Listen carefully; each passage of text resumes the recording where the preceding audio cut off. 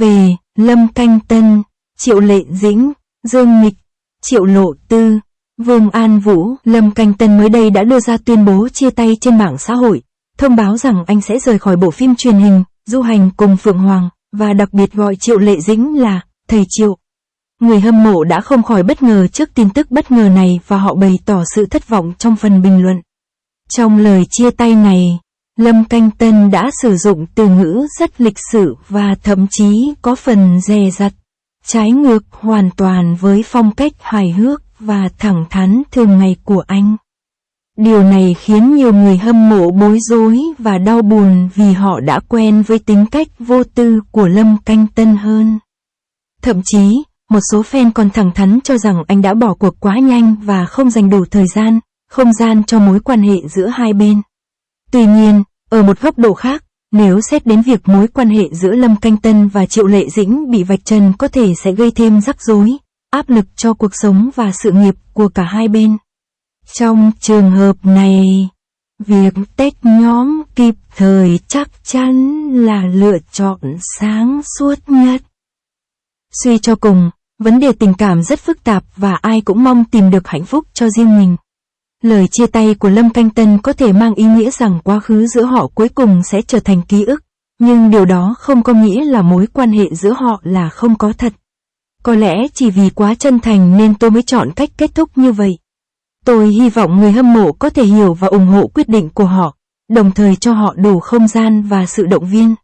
Dương Tử là hoa giao thông hàng đầu thu hút nhiều sự chú ý trong những năm gần đây. Cô chiếm được tình cảm của vô số người hâm mộ nhờ khả năng diễn xuất đỉnh cao và hình tượng dễ thương. Tuy nhiên, một số người hâm mộ gần đây đã bày tỏ sự không hài lòng với cách trang điểm và trang phục của Dương Tử tại một sự kiện, cho rằng phong cách của cô là chiếu lệ và không phù hợp. Trên mạng xã hội, một số fan thậm chí còn bày tỏ sự bất bình với studio của Dương Tử. Là một ngôi sao giao thông hàng đầu, Dương Tử đương nhiên có tính tự chủ và tầm ảnh hưởng cao, đồng thời cô luôn kiểm soát chặt chẽ hình ảnh của mình.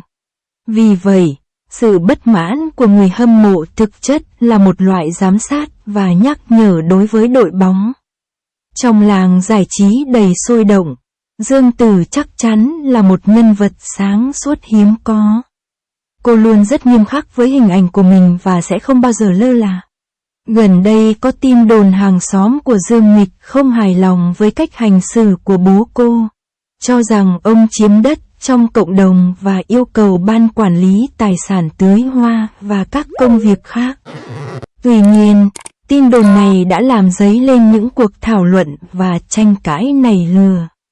Một số người cho rằng với tư cách là nghệ sĩ có tên tuổi, gia đình Dương Nghịch nghiễm nhiên sẽ trở thành tâm điểm chú ý của dư luận.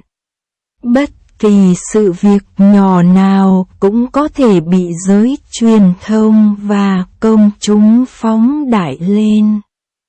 Đối với hành vi chiếm đất của bố Dương Nghịch bị người tố cáo, đa số đều cho rằng không quá đáng.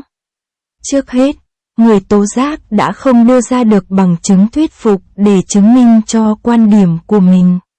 Việc thiếu bằng chứng cho một cáo buộc quan trọng như vậy là không thuyết phục.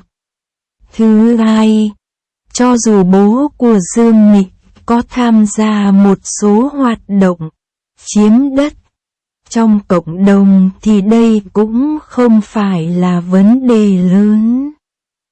Suy cho cùng, trong cuộc sống không thể tránh khỏi những mâu thuẫn, xung đột nhỏ, nhiều khi chúng có thể được xoa dịu bằng cách giải quyết một cách hòa bình thay vì bị dư luận lên án. Tại một sự kiện hoành tráng, rất nhiều người tụ tập lại với nhau một cách nhộn nhịp, không khí ấm áp và sôi động. Đột nhiên, trong đám người xuất hiện một đôi gương mặt quen thuộc Triệu Lộ Tư và Vương An Vũ. Triệu Lộ Tư và Vương An Vũ đã ôm nhau nhiệt tình ngay khi gặp nhau, như thể họ đã yêu nhau từ cái nhìn đầu tiên. Cảnh tượng này ngay lập tức thu hút sự quan tâm và chú ý của nhiều khán giả. Hai người họ có vẻ rất thân thiết, sự hiểu biết ngầm và tình bạn giữa họ khi vui đùa và cười đùa thật chân thành và hồn nhiên. Được biết, Triệu Lộ Tư và Vương An Vũ đã thiết lập sự hiểu biết sâu sắc và tình bạn trong quá trình quay phim. Họ hiểu và hỗ trợ lẫn nhau và cùng nhau phát triển. Ngay cả sau khi CP kết thúc, cả hai vẫn không hề có bất kỳ cãi vã hay xung đột nào. Họ vẫn duy trì sự thấu hiểu ngầm độc đáo và nỗ lực tạo ra mọi khoảnh khắc tuyệt vời. Vương An Vũ từng ngưỡng mộ Triệu Lộ Tư, và anh hết lời khen ngợi thái độ làm việc và tính cách của cô. Tuy nhiên, Triệu Lộ Tư không có nhiều phản hồi về điều này. Mối quan hệ giữa hai người dần nhạt phai nhưng tình bạn của họ vẫn kéo dài mãi mãi. Mặc dù vậy, sự tương tác hài hòa được Triệu Lộ Tư và Vương An Vũ thể hiện trước công chúng vẫn khiến người xem cảm động. Ngọn lửa tình bạn giữa họ tuy không còn bùng lên nhưng vẫn cháy bỏng, mang đến cho khán giả những màn trình diễn cảm động. Trên đây là nội dung của số báo này, hẹn gặp lại các bạn lần sau.